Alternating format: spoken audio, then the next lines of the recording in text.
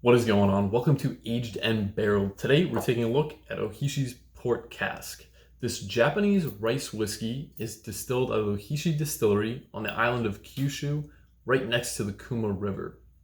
This whiskey is 100% rice grains, utilizing both malted and unmalted rice. There is no age statement on this. It is 43.1% alcohol by volume or 86.2 proof, and I picked this up for around $75. Ohishi utilizes stainless steel pot stills instead of the more traditional copper pot stills.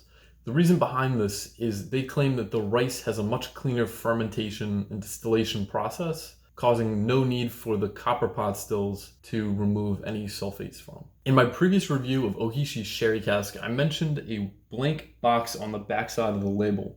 I was able to do a little bit more digging and found that this is meant for store picks to stamp their info on this label. So let's jump right in and give it a try.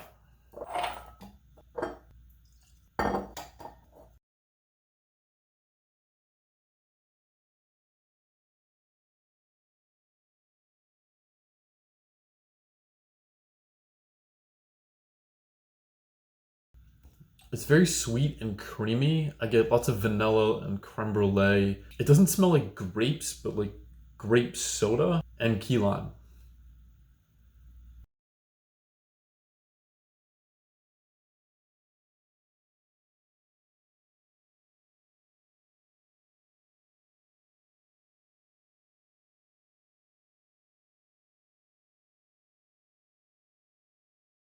The alcohol is very direct and there's tons of sugar.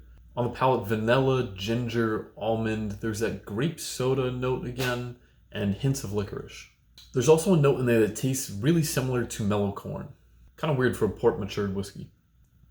All right, on the scoring section. Starting with flavor, there's vanilla, ginger, grape soda, almond, hints of licorice, and a maple or corn syrup note. The strength is 43.1%. The bite is medium to high, but it's masked well with such a high amount of sweetness. The complexity is low to medium, and the price ranges starting at around $70. Ohishi Port Cask is another perplexing expression out of this small Kyoto distillery. Rice whiskey is unlike any other I've tasted by a wide margin. It's hard to say if the flavors embedded into this whiskey are a bastardization of port maturation, or the closest to pure port a grain alcohol could get. Parts of this taste exactly like port, while other times the flavors come across forced or man-made. One thing to note, sugars within this whiskey crystallize and solidify, a phenomenon I have only ever noticed in whiskeys tempered with syrups and sugars. I'm not insinuating anything by this, but it's worth mentioning. The screw cap often becomes glued shut by these sticky sugars, sometimes overly sweet, and otherwise very interesting dram. I'm giving Ohishi Port Cask a 6.3 out of 10. If you've had Ohishi Port Cask before, rate it in the comments below, or if you're interested, pick up a bottle and let me know what you think. Thank you so much for watching, and as always, enjoy.